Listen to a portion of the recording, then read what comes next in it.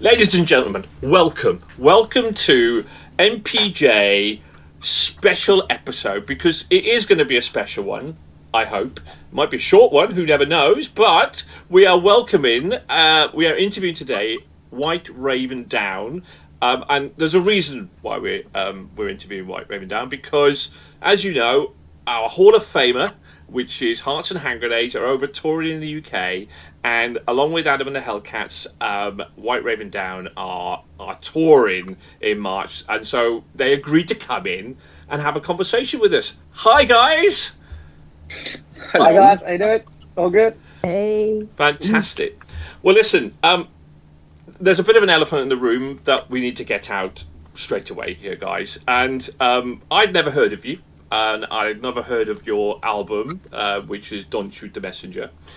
And so this could be a very short interview, it could be a very long interview, but we're going to get it out there, okay? So I have to say this, and bearing in mind here, chaps, that we have reviewed somewhere in the region of about 170 albums, okay, in the last year and a half. So we know a good thing and a bad thing. And I have to say, and I don't want you to shoot the messenger here, okay, but it's not a good album. It's not. Okay, it's not even a very good album. And hear me out, and I'll explain why, okay? Because it is a fucking stupendous album, chaps. And I'm telling you now, and I'm not just saying this, okay? I was blown away, utterly blown away by the quality of your debut album. And I've got to say, it would be right up there for me as one of the best albums I've heard in the last 2 years. I put it on a par with the likes of Tremonti, everything. It is absolutely superb. Congratulations. Oh, thank you very much. Thank you. Seriously, congratulations. I mean, it's going to be a long interview. It's going to be a long interview. You were a bit worried there, weren't you? You were a bit worried there, weren't you? You were going, "Oh God, seriously? You can't interview us and tell us our album is crap."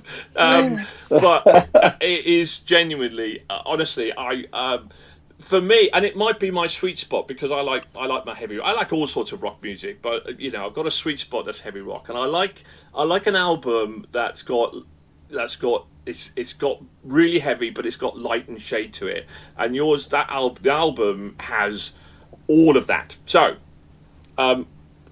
we've decided that we're going to review the album next month. I put it on as a special, because normally we just review brand new albums. Okay, so me and Trish love the album, but hopefully it will stand on its own two course, because I will now have no influence with the rest of my crew. But we put it down as a special review for February, so we're gonna do that. So it's out there now. So hopefully the rest of the gang, which I have no influence on at all, they're completely independent, will have a listen, and you will wait and find out. But me and Trish love the album, so you're two-fifths of the way there. But I mean, thank you. It deserves the coverage, because it's such for me anyway, absolutely superb. So, question number one: who was responsible for writing Salvation? Was it a group thing? My favourite track. Was it a group effort, or was it? Tell me. Salvation first appeared on our debut EP, which was called Conspiracy, and we decided to sort of do a different take on the heavy side of the track, and just literally strip it all back to do an acoustic version. So that song has been floating around for a while, and so me and Will wrote that when we were very, very first starting to put the band together. And it's quite a complex song. There's quite a lot of like shade to it, a lot of riffs, a lot of intricacies, and I'm very proud of it, because that song messed with me for a while, and there's one or two riffs that just didn't quite sit right. And then one day I was walking out of the bathroom and I was like, "Oh, ding, there it is, got it. I need to do this to it." And then the whole song just sort of like all come together like that. And we made an acoustic, take of, which is a heavy song. So I mean, it's definitely a crowd favourite when we play live. It's great getting the crowd involved, because they literally, sing our words back at us, and I mean, we were just at Dementia Aware Fest the other week in Wolverhampton, and we've got I had in-ear monitors in, and I'm getting the crowd to sing back to me. And when they were singing back, it wasn't people singing back; it was a roar singing back at me. He's like, "Wow, yeah, we're rocking now." This is really good. So, yeah, it's become quite a favourite. So, and we love playing it. So, yeah, long may it continue. So the question is then, how did you all? I mean, this was obviously a debut album, but looking at your website, you've been kind of going since about 2017, 2018. But tell me the history of the band. How did you get together? So and how was the band formed? So initially it was myself and Will, who's the previous vocalist. We started the band. And we started to sort of, initially it was myself, and then I recruited Will, and then it was very, very difficult to get people who believed in what we were trying to do and the angle that we were trying to do it. And then Luke, I saw an old advert of yours, didn't I, online? Old advert. I completely forgot it was even up. Randomly got a phone call one day. But what was the advert in, Luke? Please be. I hope it's clean. I hope it's clean, Luke. It wasn't on Grindr. No, so, I can't remember what website it was now. No, Musicians in Your City, something like that. I think it was something Musicians like in Your City. Yeah. But that was like a 15-year-old ad. 15 years old? No, Yeah. 15-year-old ad. You must have put it in when you were 6 or 7 then, Luke. Oh, bless. I know, right? I'm a super fan now, okay? So I've got to be, I've got to ingratiate myself. But there we go. So, yeah. And then once Luke decided to jump on board, where did you find us? You called me out of an advert, Tom, didn't you? Yeah. Back then, I used to play in a metal band called Hedra, and it wasn't didn't work well, and I was sort of like really upset about it, And I was just looking around and what's about, and then Stu and Will, they've had an advert. They're looking for a drummer and that.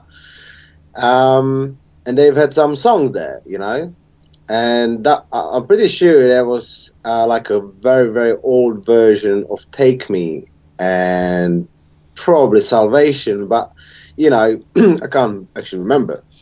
And I heard the guitar riff, and I was like, yeah, I do want to play that, And then so I just called him up. I said, yeah.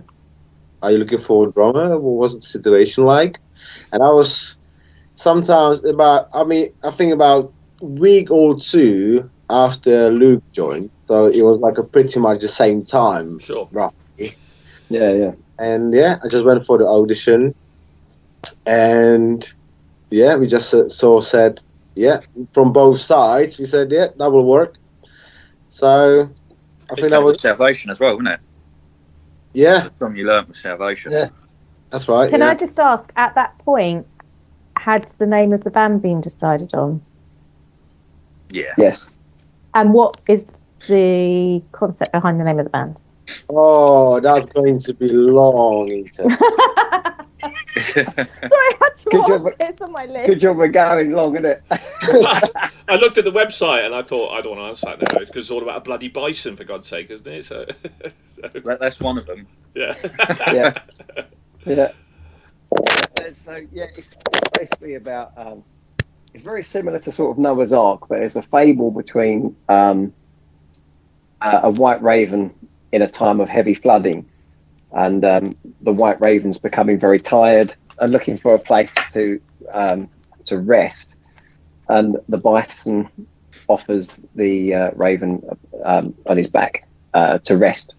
The bison, knowing that he's going to die in this flooded time, they become friends whilst the flood waters are still rising.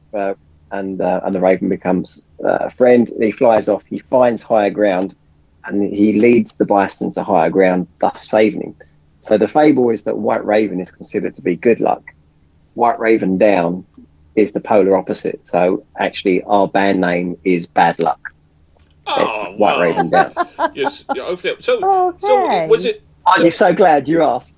I know, right? Because based on that album, you're going to get all the luck in the world. But so I've got to ask you. You've obviously now a three-piece band. So I mean, after such a what I think is an absolutely stupendous debut album. So why has Will decided to move on then, or is that something you want to discuss, or is it kind of he wants to move into pastures new, or what? No. Will was just at the time of his life that he was about to have a young child, and it's something that he wanted to dedicate all of his time to. Which is fair enough. And yeah. I mean, the three of us, we're all parents, and it was Will's turn, and there's no animosity. It's all absolutely good between us. I wish him all the luck in the world, because that's all he's ever really wanted, So. Well, let's hope he does a Robbie Williams and good. comes back into the fold, and at some point for a reunion gig at some point in the future. So, so you've decided to stay a three-piece rather than get another vocalist in. Is that because you and Will sound similar, so that you can carry on that sort of tone, or for other reasons? No, well, when the debut album was released in April. Will decided he was going to leave in May last year, so it was about a month after the album release, and we had so many shows booked and festival appearances booked, ready to promote the album, and I mean, all three of us sort of like looked at each other and just went, "Oh shit." What the hell are we going to do now? And where we are, Essex is not renowned for its heavy rock fraternity, right? So we're like, where the hell are we going to find a vocalist that again, wants to do what we want to do? And touring is a big commitment, at grassroots level, and especially the amount of shows that we had. It was like, this is a big call. What are we going to do? So all three of us got in the studio together, and we just started thrashing it out to see what we could do together. And these two guys convinced me that it would be a good idea if I did it. God damn, they were right. Is he good, Luke and Tommy? Is he good? Is he good? I see now. I don't want to know if I want to blow smoke up his arse now or not. No, he's doing a bang up job. Yeah, he's doing a really, really good job. Cool. And I saw from some of the interviews that you've had, obviously on your website, that the album has been really well received. And what is your fan base like? I mean, you've obviously done a lot of tours. You're touring again this year as your fan base. You've got a new subscriber, by the way, this evening. Special subscriber. Just saying. So how's that coming for you? What's your fan base looking like? Is it growing? Are you carrying on having really good reviews to the album? And how has that been received out there? It's to be honest, I mean, it was so once Will left and we started going out as a three-piece, it was to begin with, it was very apprehensive and particularly scary for myself, because I'm playing rhythm guitar, lead guitar, and now lead vocals, and putting on a show to entertain, and each show there was just so much for me to learn and take on board. I was literally learning how to sing whilst on stage, and I was taking guitar lessons. Freaking, I probably should do. I was taking vocal lessons, learning how to look after myself, and making sure I'm doing the right warm ups and things. But I'm, we're now 8 months into it, or being a three-piece. I'm still learning stuff. I've got so much to learn. I'm nowhere near where I want to be. However, the shows and the reviews have been better than ever. If I'm honest, it's really been fantastic. And each time we were playing a festival, then somebody would see us there, and then we'd be on another festival because they saw us there, and then we had that domino effect going on all the way through last year. And we ended up winning an award at the end of last year after playing live shows. And it's just things have got better and better for us as we've sort of been in front of more and more people. Don't get me wrong, it's a hard slog in terms of, say slog, it's enjoyment, but it's hard work going out playing to people, but it's the best way to do it, and we love doing it. So what was the award you won? Best newcomer. Have You got it there? Young Blood. That wasn't Young Blood. They've got it on the shelf. Nice. Oh, yeah. And who was the award from? Yay. Hard Rock Hell. Hard Rock Cafe. Nice. Oh, Yeah. Nice. Very, very well done. And so I picked up a couple of times that what you've been saying about your angle, about believing and doing what you want to do. How would you describe your angle then, guys? What is your angle to heavy rock music that you would say differentiates you from other people out there? Yeah. well, for us as artists, the angle is a natural thing because it's a combination of the three of us now of our influences and where we take it. So that question's probably best directed to you. What do you think our angle is? Because we're just playing what comes naturally to us. There are. You definitely.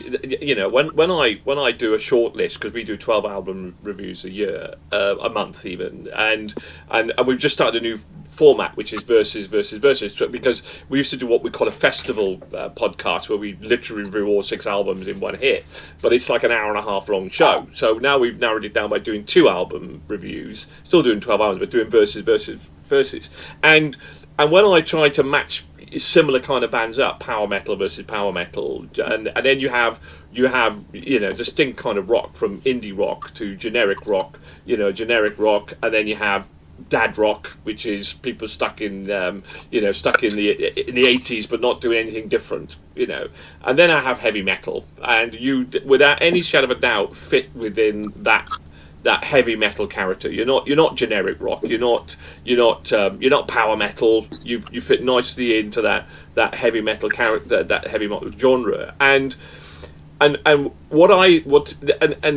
keep harping on in my reviews about people who I don't have a problem with 80s style rock, but bring something new. I mean, your Hearts and Hand Grenades are that sort of exactly that, where their vibe is kind of that AC/DC kind of vibe-ish type of music from that, but it's a lot fresher, it's more modern, it's they brought their own spin to it. Another band is something like Goodbye June, so those sorts of things as well. I definitely put you in that heavy metal genre, but for me, my sweet spot is heavy metal that has light and shade to it.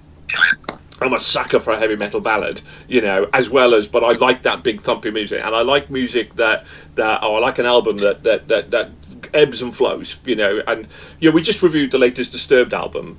Now, no shock, guys, your album is better than the Disturbed album, but by why is that? Well, when you listen to Disturbed, it's all the same. It's very much the same tone. It's within that sort of category. They do a one ballad, which is pretty good, but they do a duet, but it's pretty much within that sphere, whereas yours is kind of ebbs and flows. But you're definitely for me into that what I term a heavy metal heavy metal, but it's fresh. It feels fresh. It feels different. It feels like a different vibe. You're bringing something a bit of light and shade to it as well. Because I hate screamo, and I can't stand screamo. I have a tolerance for screamo, and we watch. For example, Volbeat. Do you know Volbeat? Have you heard of Volbeat? We watched Volbeat in concert, and the guy's amazing. But he's best friends with Napalm Death, and Napalm Death did did a gig there, and I'm just sat there with my arms folded, going, "Yeah, get off, mate. Just get off." I don't understand a word you're saying, and so everybody has something a little bit different on day. But that's how I would describe your vibe that's coming off there as well. But and the only band that I can possibly, the 170 albums I've listened to in the last year and a half, the only band that I could probably put you alongside that's got a similar sound would be Tremonti. That's if I had to pigeonhole you with another band, that would be that similar kind of vibe, if you like. I sort of agree. Even not like just the Tremonti, but also we all love Alter Bridge and stuff like that. Yeah, Alter Bridge. Yeah, and for example, bands like these, they've got like a heavy riffs and everything, but it's nowhere sort of like a close to like a proper heavy metal. It's like you can't really say about Alter Bridge that they are a heavy metal band, sort of. Yeah. And I think we are in that sort of category. I think. But we are not quite heavy metal band, if you know what I'm saying. No.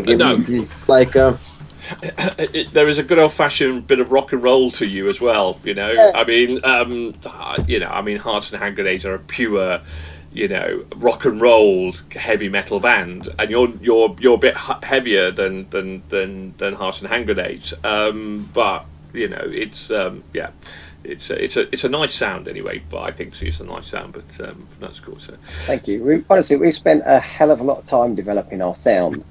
That's no accident, know. And we're musicians.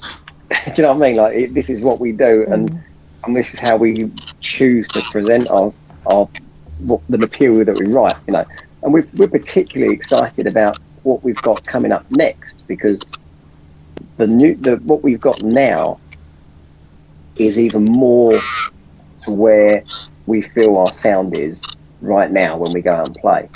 So, and we've literally just got a final mix on the first track they're going to be releasing as a 3-piece, which isn't going to be that long before it's out.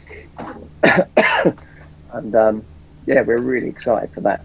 So what is the next? What's the next step then? Are you writing a new album, or what's the plan here? Yeah, we've started writing. Work is underway. Cool. And so that's going to be a 2024 album or 23? Who knows? To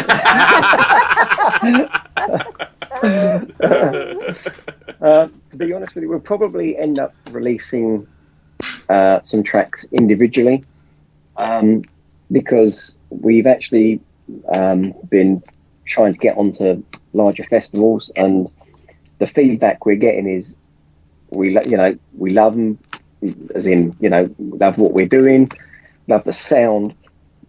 I've seen the reviews, but I want to see and hear stuff with as a 3-piece, and so we need to get some of that stuff out. So that's where we are, and we want to release some 3-piece material, so that people have got right, okay, this is what they're doing, this is what they're up to now.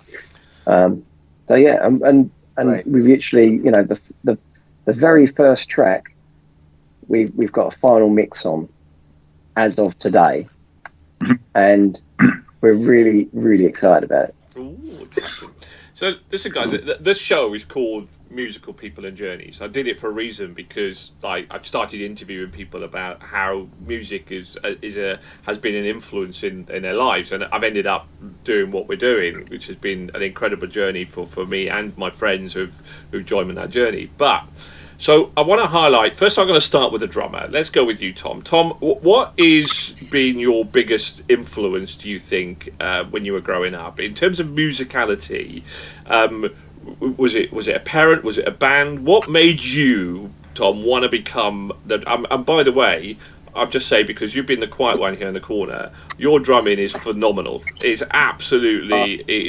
genuinely fantastic, genuinely. But what's been your influence? What's been your major influence in your life in terms of you becoming a drummer? I mean, because I'm sort of like a late 80s, 90s child, you know, so I've been into that sort of bands, like, you know, started with like a Limp Bizkit and Linkin Park and things like that, you know. Obviously, the older ones, as a Black Sabbath, Deep Purple, and, you know, bands like that. But I have to say, I've always liked, you know, what made me start to play drums. I've been once presented, you know, I didn't have a clue about any, like, a good drummers or good band, right? But I can remember someone just play Dream Theater to me, and then I back then I didn't know who Mike Portnoy is, you know, and the style and the groove and the complexity in that drumming, I was like, oh my God, is he human? What is going on here? You know? And I actually tried to pick up some of the beats and stuff like that, you know. And yeah, I mean, to be fair, I always wanted to be a drummer when I was young, and I never had drum kit, and I just started to play in like a old church, on the buckets basically. And with one guy playing on guitar, you know, and he said, "Mate, you got rhythm. You should be a drummer. You should be playing." You got rhythm, brother. You got rhythm. Yeah. I said, "Well, I love it. You know, I love it, but I don't have, you know, anybody and that." And one day, I was drunk in one pub in Czech Republic in Prague, and I just said to my mate, I just want to play drums. I want to play drums. And he goes, "I've got a friend. He's a drummer, and I can ask him." And 5 minutes later, he actually walked in to the pub, that guy, and that was it really. And I just said, I basically jumped around his neck pretty much, and said, "Are you gonna teach me the drums?" And he said, "Yeah." So that's how I started. I played drums in his house and that, and then I got my first drum kit from my mum. So when I was 15. So 15 yeah. years old. And so you're from Czech Republic. So that's where you're born and bred. Yeah. I was trying to work your accent. I was kind of moving from Norway down, and I'm going like I'm gonna wait there. So when did you move to the UK? When did you? How old were you when you came to the UK? I was 21. Okay. Which is nearly 14 years ago, and I came to UK. Basically, my plan was just to learn a bit of English and then go back to Prague, you know. But things didn't quite work, as planned, and 14 years later, I'm still. It was fated. It was fated, Tom, for you to come to the White Raven. The White Raven was looking down at you and refused to take you to higher ground. So Luke, let's talk about you then as a bassist, because I think that. A lot of people, for when you think, oh, it's just the bassist, but I think that I'm just going to complicate. I think the bass for me is sometimes the heart of the band. It's the rhythm, it's the pulse, it's the beat that goes through there. But how long have you been a bassist guitarist then? Has that been all your life? And when did you pick up your first guitar? And who was your influence? Well, that's it. I think I was 16 when I first started playing. So 22 years now. God, I feel old. Wait till you get to my age, mate. It's 55, so there we go. But no, I've always been into music. I grew up. I had a brother that was into thrash metal, so it was all the Metallica and all of that, and another brother that was into grunge. Oh gosh, right. So it was a bit of a mix of them. Yeah. I think I must have been about 4 years old, and with another brother of mine.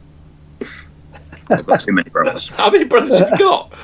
You can have your own band here. What are you doing with this lot? Get your own band together. But there we go. I'm joking. I'm joking. Don't do that. By the way. No, bad idea. Bad idea. Brothers. But he started learning keyboard, and me being 4 years old, I was like, I want to have a go. This was like, why not? So there was a keyboard teacher. I was like, yeah, go on then. Come on, you sit over there. Just being 4 years old, plinking away, and he was looking at me doing it and go, he seems to have a bit of an ear for music. And it's just a story my mum was telling me not so long ago with it as well. And so from that point, apparently, I've always been into music. And what was it? Listening to obviously Metallica and Nirvana and all of that growing up. Then decided to start going my own way, listening to music. And I went back in time a bit. To Rush. By the way, hands up. Saw him in concert back in the 80s. What a show! Yeah, what a show! They're amazing. Yeah, they're amazing. Yeah, they're amazing. It's that prog style that I went into, and I was just like, Geddy Lee, my God, that guy is incredible. And yeah, the prog, and then a bit sixth. So, how many bands have you been in? Two. Oh, okay, including this one. Including this one. So when was the last time you were in a band then before White Raven Down? Before the Bison came and carried you off? I think we... that band formed when I was about 19. Right. I think we were together for about... it must have been about 8 years or so.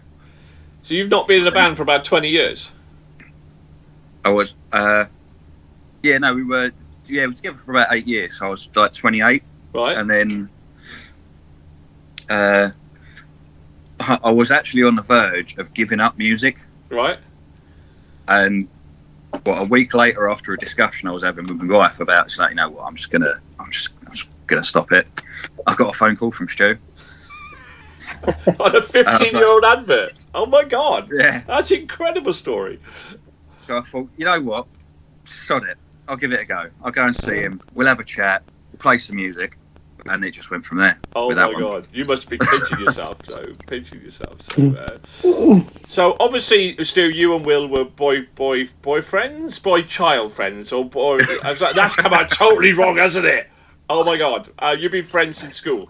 Well, it's just taking a left turn, isn't it? Yeah, it has a bit, hasn't it? But there we go. Told you might be a short interview. So you've been friends at school, I presume, you and Will. Is that right? Because you were living. No, not at all. No. Oh, you were boyfriends. Oh, okay. Carry on. There we go. Will and I met. I've been in a few bands myself, and always was in a position where I wanted to take things further than what other people did in the band, and it never quite worked out. And then I tried to give up, put the guitar down, but according to my wife, I'm a complete miserable bastard when I don't play music or write music. And so I was like, you know what, that's it, I'm going to give it one last shot.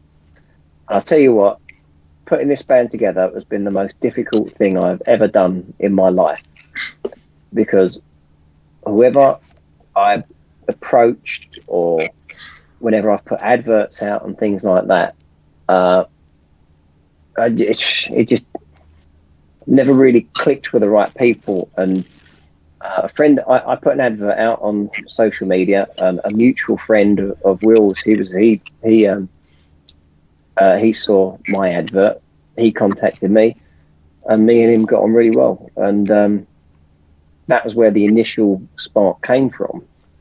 And then as things have progressed, I mean, Luke and Tom are, they're both phenomenal musicians.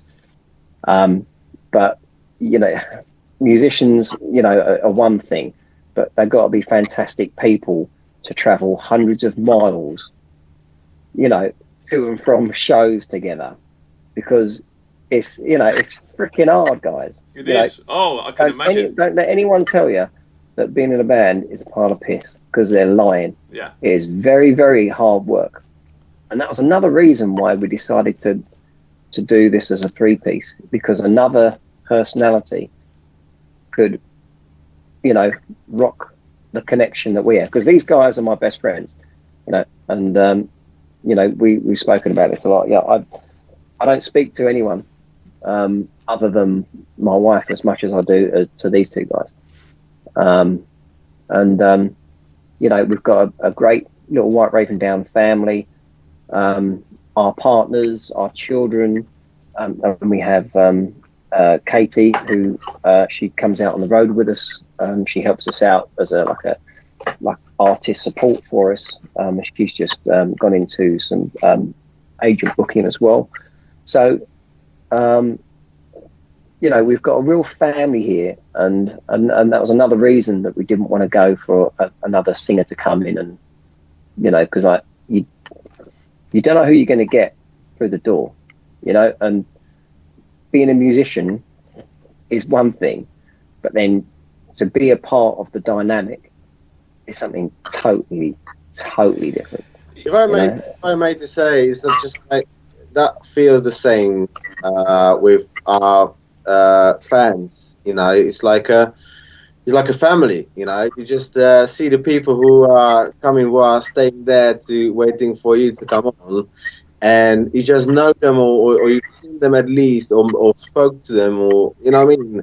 And it's a great thing, honestly. It's just like you've got the true, you know, fans who actually are your family, you know. So wherever you go, well, at least around the UK, you're always gonna find a lot of people there who you know, and they are there for you, and you are there for them. So, you know, just that is incredible, you know. It's true though, isn't it? When you when you try to look outside the culture, looking on in, and people will go, "Oh, it's all just sex, drugs, rock and roll." Well, yeah, back in the 80s and the 90s, yeah, but when you're on tour, that was what kept people going. It was living the fast life, etc., etc. But the burnout rate was phenomenal. You know, if you're gonna sustain yourself in this music industry, you know, and just you don't need sex, drugs, and rock and roll to well, rock and roll you need, but you don't need sex and drugs to write great music and to perform great music. You don't need that. You need passion, you need drive, and you need talent to kind of do that. And so I would imagine that having that support group around you and the support group within, you know, if you can deliver and perform, that you're going to have longevity in what you do, for sure. But that's just me looking from the outside of it, and that's because I watched that Motley Crue film on Netflix the other day. It was just absolutely hilarious, by the way. But it was just like, I mean, you know, his kid died. I mean, you know, put things in perspective that actually, you know, your people come first. You know, people should always come first from that side. So tell me then, what's been, you know, have the success you've got, and you're obviously working really hard, and you're absolutely right, you're still at that what we call grassroots level, but, you know, the more and more people that get to hear your music, the quicker you kind of go up there. But what's been your highlight then over the last, since you've launched that album, what's been your highlight, Luke? What's been the highlight for you over the last kind of 12 months? Apart from talking to me. Okay, sure. I mean, Well, that, yeah. You know, so, but yeah. It's got to be that one. Got to be the award. That was quite an epic thing, really. We didn't come in. We're like, oh, we don't. Our luck is wrong. Tell them about your speech, mate. Oh, come on, Luke. Let's replay the speech. I'm not really the most talkative person in the world. So, yeah, we walked up to the stage and grabbed the award, shook some hands, grabbed the mic, went, thanks, turned around and gave it to Stu.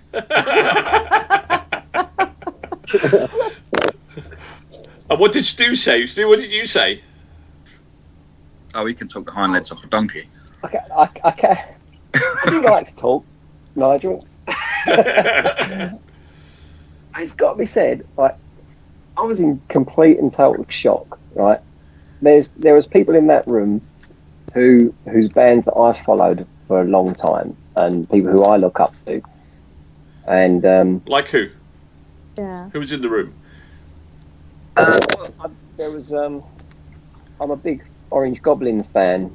I've followed them for years, and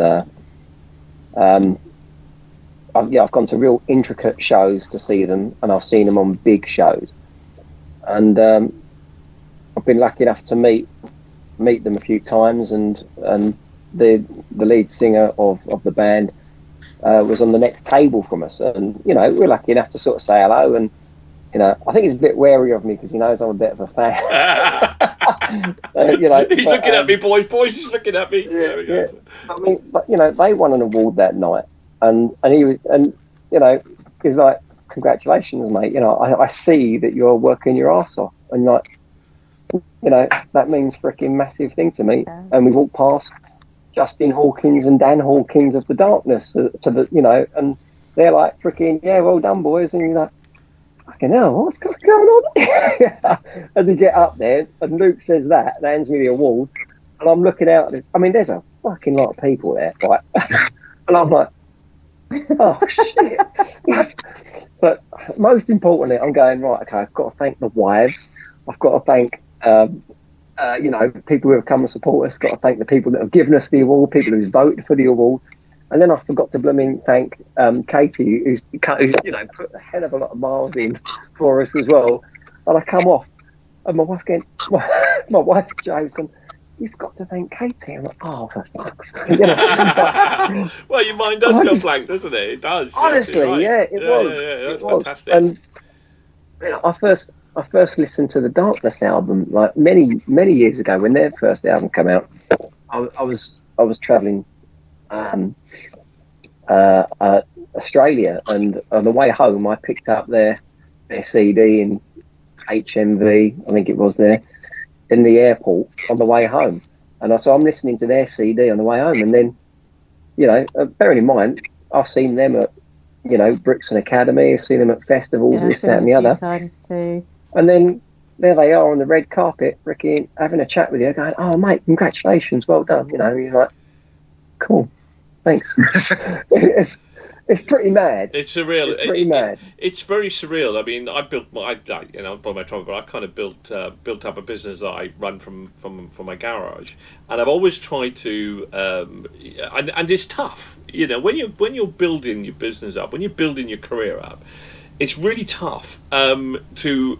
And it's really important to remember moments like that, to actually stop, take a breath, and give yourselves a pat on the back.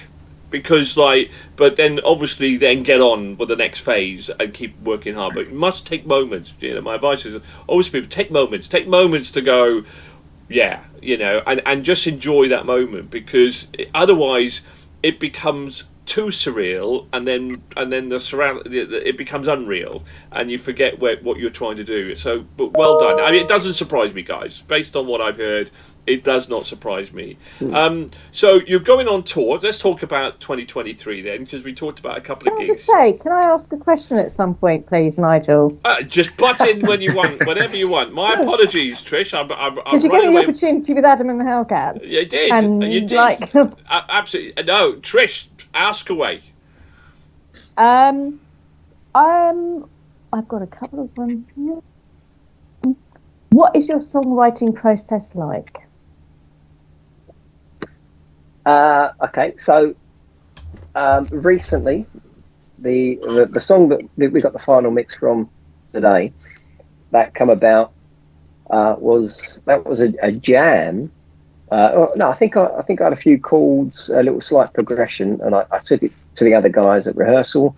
And it was weird, wasn't it? Because with that song just come together real quick as a structure, and then we took a recording of it there and then.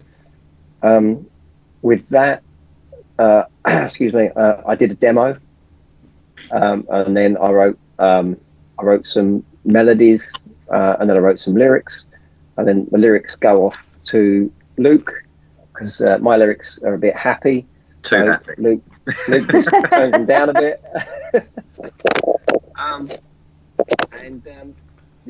And once we're finalised on the demo, then we start piecing it all together from the ground up. I mean, we do all of our own recording, so we save on studio expenses, which we feel is a good thing, provided we can get the finished product to sound as professional as we want it to be. And what has been the best advice someone has given you when you were starting out as a musician? Don't stop. Yeah. Good answer. So it's just constant push. Always push. I think Adam said the same, didn't he, Trish? That was the advice that he got as well, I think. So, something like that. I can't remember. And also, which song from your current album is your personal favourite and why? And that goes to each one of you. Who's first? Who first, Trish? Luke. Thanks. On that album, it's got to be Void and Flame. Yes! That's on my list. It's so much fun to play, and it just goes up and down, and it's just a joy. Yeah. That song, right, Void and Flame, was a complete bitch. it took, we had all the parts, and we just couldn't quite get it to work as one thing, and it was the last song we wrote on the album. Yeah. And I just remember putting it together, and I remember it just struggling with it for so long. Do you remember? I mean, how many freaking demos that took? It took forever, and then when it clicked, just like, oh yeah, here we are, that's it, and that was it. And it was like, yeah, I'm freaking so glad. Some songs just are like real quick. Others, particularly the sort of, the more dynamic ones, the ones that have a bit more progression in them, those songs, they mess with you a bit, and you have to beat them into shape a bit. I mean, it is a great closing one for the album, and then you've got a really good one for the opener. Yeah. What do you say, Tom? I think that's my favorite, Demons at Your Door, to be honest. Yeah. First one, and it's just because, I mean, the intro, I've had in MIDI in my computer for like, I don't know, 10, 13 years. So, it was just like one of them things I just sort of like put together like a that sort of piece, like an orchestra stuff, as a sort of like, if that's going to work or not, And then one day I just presented to Stu. I said, listen, mate, I've got things like this. I'm not sure if that's even usable or not, but, I'm just going to give you that. And he started to write those riffs for it. And, it's sort of like a start shaping. And when I heard it first time, he said, what about this? Have a listen and let me know what you think. I just had a, shiver like. But I said, that gives me goosebumps. That Awesome. Demons at Your Door. Oh. And then obviously everything sort of like clicked together, and then Stu put some other like an orchestra parts into it and stuff like that. And then Will came up with the melodies and stuff like that, and everything sort of like it went even, and then obviously Luke with the bass lines, and everything's sort of like a click together. And in my opinion, is one of the sort of like a great rock ballad I'm gonna always be proud of, So my final question is, how are you going to decide on what your playlist is for the gig? Because you're all going to want a piece of everything. We haven't heard Stu's answer yet. What his favourite was? Oh, sorry. Where's Stu? What's your favourite track then, Stu? Now you've got two. One of those on my top three at least, which was Demons at Your Door. So, and obviously you know how much I love Salvation. So I'm hoping you're going to pick my third one here. No pressure. I love both of those tracks, Demons at Your Door and Void and Flame. Void and Flame is particularly fun to play, and we work really hard to get that blooming sounding every time, you know. I remember the first time we went all the way through the song from beginning to end, and we're like, wow, that felt immense. I quite like songs like, I really enjoyed Lost Your Hold, to be honest, because that was a complete surprise. Yeah. For me. We had the chords for the chorus, and we had the sort of metal style chug of the verse, which I think Tom presented that, didn't you? That riff or that pattern. Yeah. And then it just sat on the shelf for a long time, and then it wasn't until similar to, like, as we sort of said before, that there was a riff which I come up with, and it had to join it all together. And once we got that, then the rest come around with it, and then we had all the, you know, the whoas, all that sort of stuff started coming in. And before you realise it, you know, do you know what? We've actually got like a really strong single here, and we've been closing with that song for the past, you know, few shows.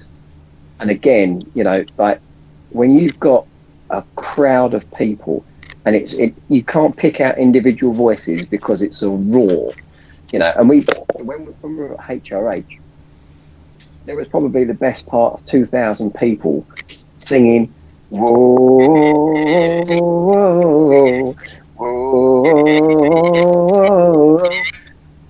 When you've got that being shouted, you know, back at you, and you're on stage, and you're just holding the mic out, you know, just like, wow. Yeah. You know?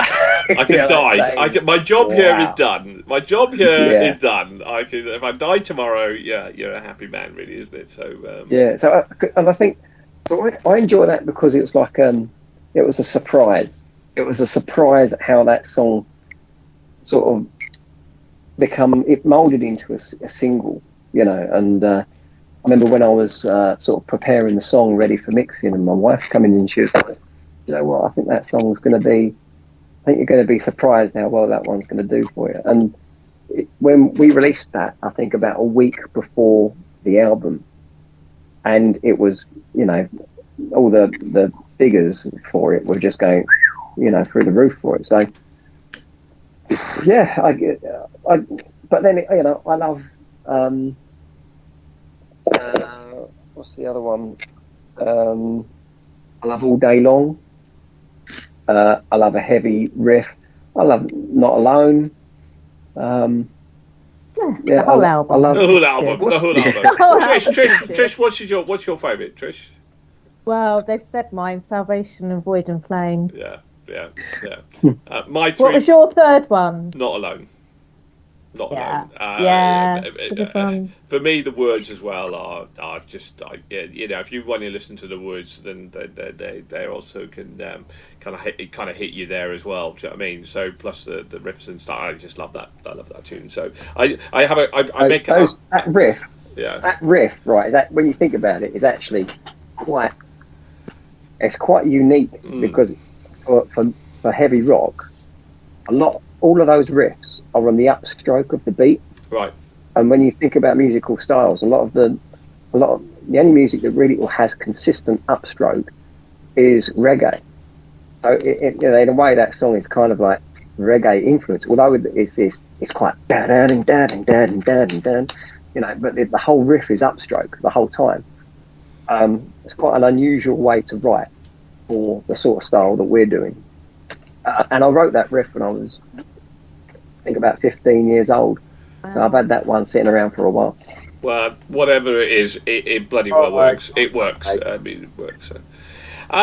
So how did the tour happen then with Hearts and Hand Grenades? How did that come about then for you guys?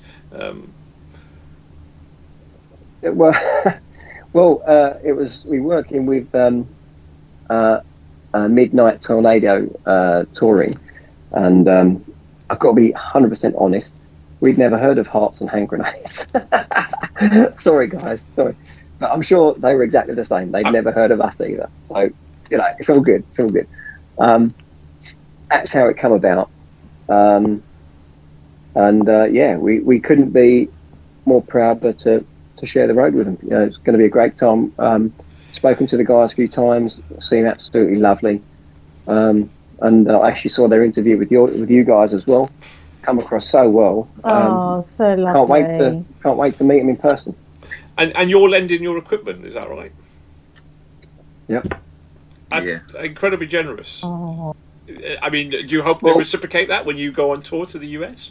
Well, later on this year, we're going to be performing in Czech Republic and hopefully Germany as well if we can. And because what we're doing over there in Europe and how we're going to be putting it together, we understand what it's like and that you need the helping hand. So that's why we've supplied, the back line for us, because it's difficult.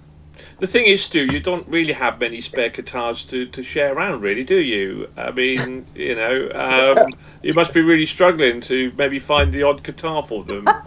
Perhaps. I don't know, maybe. That's right, yeah, I know. A few hanging on the wall there. Yeah, I mean, I thought the answer's right behind you. For the record, it continues around the room, okay, that we saw earlier, so that's good. Well, I think that's amazing. And do you know what? I mean, we discovered, since we started this album review about a year and a half ago, we started reviewing albums, and I couldn't believe that. I thought, I was going to do it with my mate Chris and my brother, and then Trish goes, Trish, you'd never been on a podcast in her life, goes, well, I'll give it a go, because we work together, and then suddenly there's like 8 of us, we do 2 shows, and we've discovered so many new great acts that, and I'm so glad we've done it, and, I'm going to add you to that pile, and Hearts and Hand Grenades was one of the early ones back in 21, the end of 21 that we kind of have, and the way that I don't know if you've seen our podcast, but we rate, we're not musicians, okay, we're not technical people, we just rate an album by how much we personally enjoyed it, and if it's out of 5 and if it gets a score of more than 4+, it goes into our Hall of Fame, okay, that's kind of in there. Then we put it on every podcast we do, we put the Hall of Fame list of the Hall of Fame. And Hearts and Hand Grenades were one of the early ones to get onto that Hall of Fame. And there's only, I think, 13 out of the 180 we've done have ever achieved that. So hopefully, fingers crossed, you might get on there, because it's a terrific album. So what else then do you have lined up? Because I saw you at the 1865 Club. So you go into Germany, you go into Czech Republic. What else is on the calendar? You're going to release some singles as a 3-piece. I mean, you've got a busy year in front of you guys. That's the way we like to keep it, isn't it? We are just creatures for punishing ourselves, I think, sometimes. It's going to be a busy one. We've got shows booked. We're going back to the southwest. We love playing down in Cornwall, so we're heading back down there a couple of times this year. Looking forward to getting back out to Wales. Heading back up to Scotland, because we haven't been there since just after the pandemic. Ibiza, haven't we? Yeah, we've got Ibiza. We're playing a show out there. Wow. So, am I correct in thinking that you all have day jobs as well? Yep. Yes. Wow. Families. So that's a good question. Yeah, what do you do? Yeah, what do you all do? What do you do, Tom? What do you do? Driving lorry with tarmac. Okay. And I tell you what, after the pandemic, lorry drivers making good money. So you're probably making more money than I am. But well, obviously I'd love to earn more as everybody else. Yeah. Well, you're going to give up. I reckon I've seen great things for you in the future for serving this band. How about you, Luke? I'm an engineer. Okay, engineering. In the lift industry. Sorry. In the lift industry. Okay. Yeah. I've got a couple of friends who work. Anyway, we'll talk offline about that. But that's down our way. And Stu, what do you do? I'm a piling contractor. What contractor? Sorry. Piling, Piling, piling, Ah. foundation drilling. So very much, Okay. very much in the constructors industry, really, aren't you Yeah. all? So you have that probably in common a little bit from that perspective, anyway. So, but there we go. So. So yeah, the way that you got everything so polished with your album and your video and doing the day job is actually quite amazing, really. You put hours in. Oh, It's thank glutton you. for punishment, isn't it? Yeah. But you can see now Yeah. how well they've constructed their album. Oh my God! Oh Almighty. wow. I mean, What a come fun on, there. put it out there. I mean, Don't give up the day job, Nigel. well, I won't. So, okay. So let's go. Well, listen. I mean, for me personally, obviously the support acts normally are sometimes better than the main act. But I now genuinely feel, that I am going to watch at the Cart up in London on the 13th, which is where we're going to be. I'm going to be watching 2 headline acts. I'll put it out there. And that's not. I'm not criticising Adam and the Hellcats. I think their new album that we reviewed did quite well. I think got about just about nearly 3.5, which I got into actually top 50 albums that we reviewed. It's solid. It's really good. There's some excellent stuff in there, but. I think that you and Heart and Grenades are going to blow the roof off on your tour. I really am. So it's going to be fantastic. Hopefully we'll give people value for money. So yeah, that's what we want to hear. Absolutely.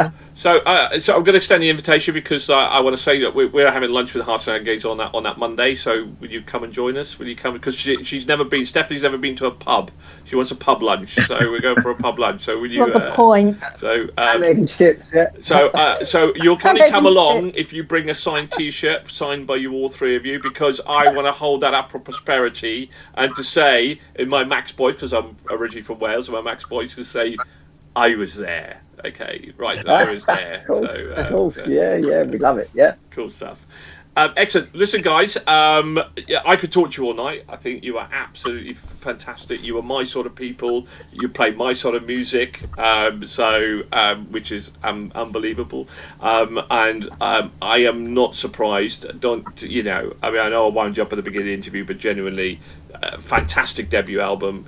Keep it going. Keep on rocking, keep on writing, keep on producing, because I think if you can keep that style, and the only piece of advice that I tend to give people, is always mix it up, always try something a little bit new, but keep to the core of your passion, but just always trying to maybe try something a little bit new, and always keep your albums light and dark. Always keep it like Alter Bridge, the loose album from Alter Bridge. I thought was fantastic. Some of my colleagues didn't like it as much as I loved it, but I thought it was a fabulous album. So congratulations once again. Good luck on your tour. Good luck, and we're really super looking forward to seeing you live. And meeting you guys in person as well. And thanks very much for joining us and sharing your journey. It's been fantastic to meet you all. Thank you very much. Thanks so much for having us, and we look forward to seeing you guys, meeting you in person. Absolutely. Thanks, guys.